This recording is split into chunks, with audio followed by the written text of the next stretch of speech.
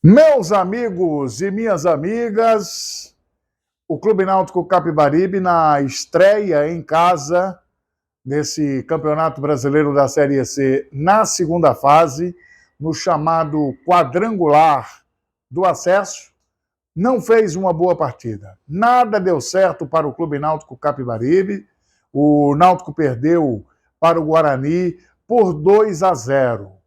E não é difícil explicar aos amigos e às amigas o porquê da derrota do Clube Náutico Capibaribe.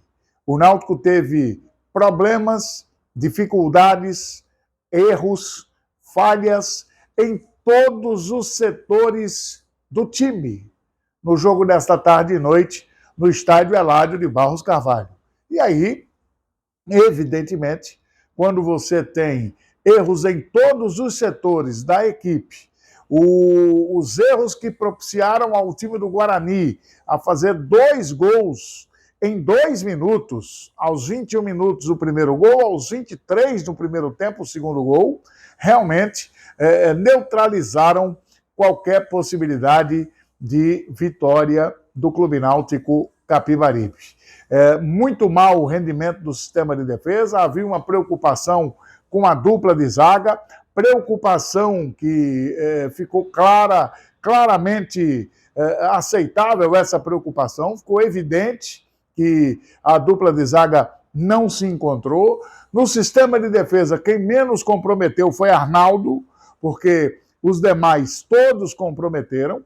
Os que entraram no segundo tempo de partida não foram tão exigidos, porque o time do Guarani mudou a sua postura. O Guarani estava com 2-0, tinha vantagem, tinha muita tranquilidade, não tinha por que estar se expondo de forma desnecessária.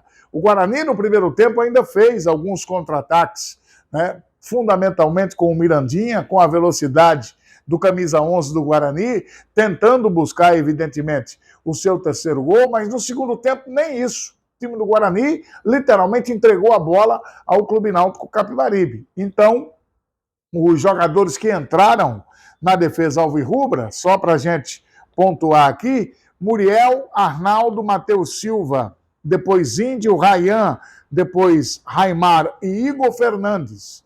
Então, quando as modificações nesse setor elas chegaram, você já não tinha o Guarani no mesmo volume, você já não tinha o Guarani na mesma intensidade. Mas o lado esquerdo do Náutico sofreu muito com as investidas do Mirandinha, sobretudo no primeiro tempo de partida. E isso atrapalhou. O Náutico não conseguiu criar as jogadas. O Náutico não conseguiu ser efetivo nas jogadas por dentro, nas jogadas pelo setor do meio do campo. Só restava ao Náutico as laterais. O primeiro tempo o Igor Fernandes não apareceu ofensivamente, ficou basicamente com o Arnaldo as jogadas pelo setor da direita, que foram poucas, com o Hélio Borges tentando ajudar. A grande realidade, meus amigos e minhas amigas, é que o Náutico sentiu por demais os 2 gols aos 21 e aos 23 do primeiro tempo. A equipe alvirrubra terminou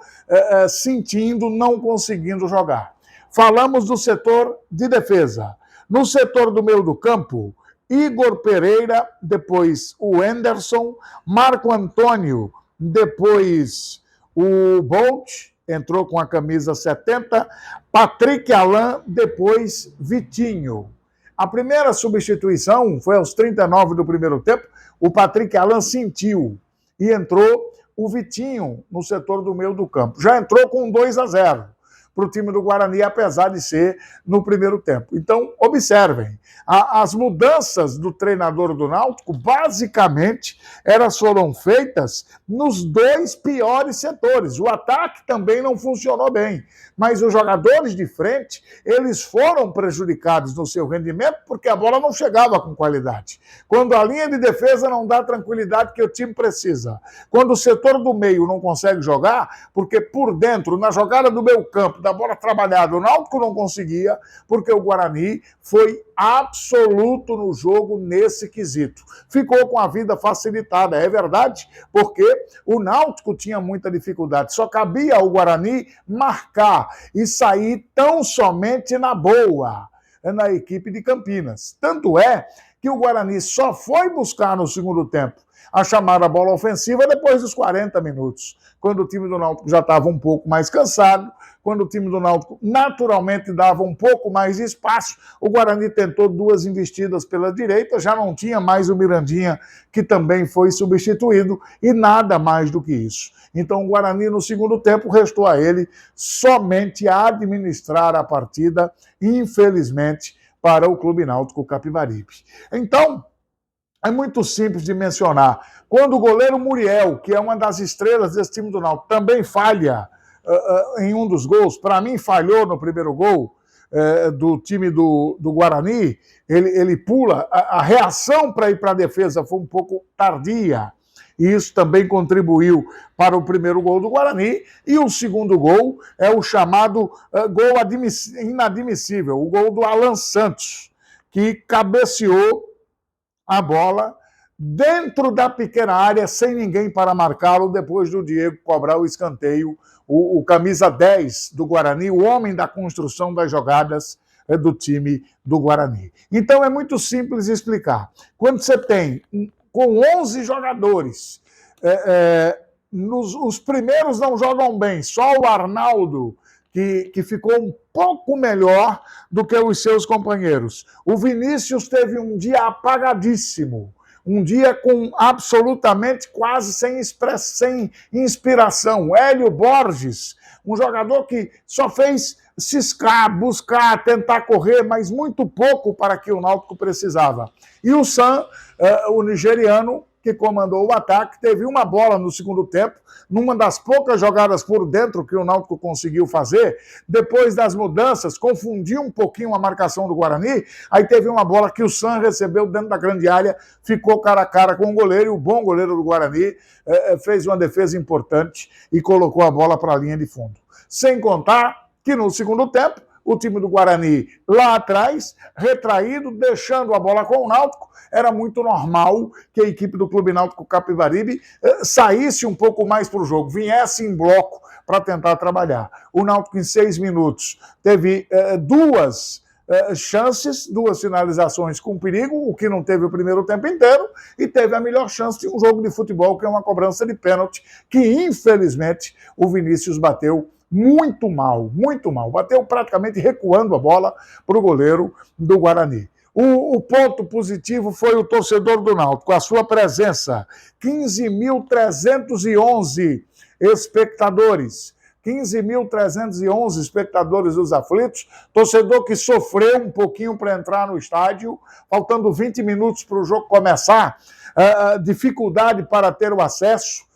Como sempre, o torcedor pernambucano sofre, porque parece que os nossos dirigentes passam o mundo, passam o ano, passam a vida e eles não aprendem. Né? Essa é a grande realidade. O torcedor é o grande cliente do futebol, merece ser melhor bem tratado. Esse público proporcionou uma arrecadação de R$ 704.436. Tivemos a arbitragem paranaense de José Mendonça da Silva Júnior. Ele foi assistido por Andrei Luiz de Freitas, Roberto Rivelino Júnior, o trio paranaense. A arbitragem de vídeo ficou com Pablo Ramon Pinheiro. A arbitragem foi boa, a arbitragem leva uma nota 6 desse jogo de hoje. Aliás, o jogo leva uma nota 6, a arbitragem leva uma nota 7. No segundo tempo, o árbitro foi um pouco leniente com a cera do time do Guarani, que, aliás, começou cedo o time do Guarani, mas a reposição de tempo ela foi correta, porque tivemos 12 minutos de acréscimo, 5 no primeiro tempo e 7 no segundo tempo. Então, não tenho o que reclamar da arbitragem. Aliás, pelo pouco futebol que o Náutico apresentou, o Náutico não tem direito de reclamar de absolutamente nada. Próximo jogo do Náutico, você sabe, é sábado contra a Ponte Preta, 5 da tarde, novamente nos aflitos. O Guarani volta a jogar em Campinas, vai enfrentar a equipe do Brusque, às 7 horas da noite, no dia 21. Amanhã, logo depois de Esporte Bragantino. Bragantino e Esporte, vamos estar aqui novamente fazendo a análise do jogo de Esporte Bragantino para você aqui no nosso canal no YouTube. Deixa o seu like, deixa a sua curtida, se inscreva no canal e muito obrigado pela sua companhia e pela sua chegada, pela sua parceria conosco. Os especialistas de números aí de redes sociais estão gostando, porque nós começamos na terça-feira, estamos no sábado e já muita gente está chegando aqui para o nosso lado. O mesmo a gente vai fazer depois do jogo do Santa Cruz. Santa Cruz e Maranhão amanhã, 4 da tarde. Então, assim que termine o jogo, a gente também vai estar com você aqui nessa live.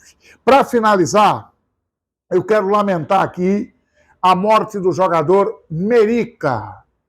Merica fez história no Esporte Clube do Recife, baiano, o Merica de nascimento, faleceu hoje aos 72 anos. Aliás, se eu não estiver enganado, no dia que ele completou 72 anos.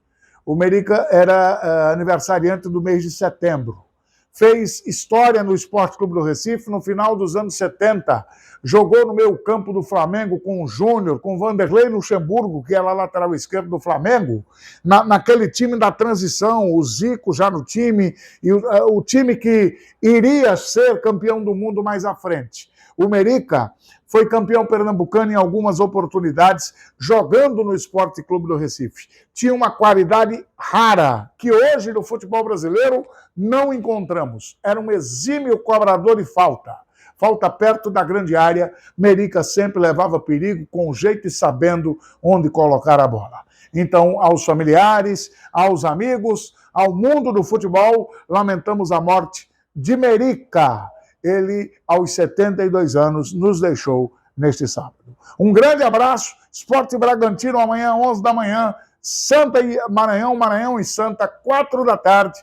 Aguardo a sua audiência, a sua inscrição, o seu like aqui no nosso canal.